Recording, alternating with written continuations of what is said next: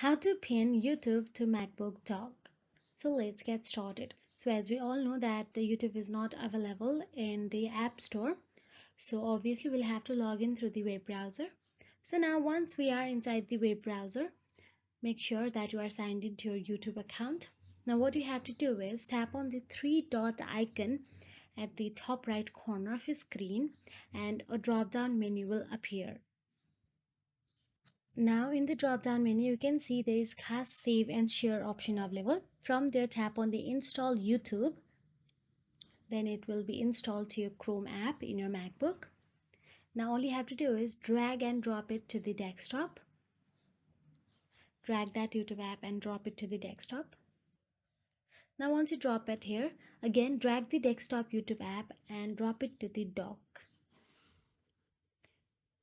And that is it. If you found this video helpful, please like, share and subscribe our channel, and thank you so much for watching.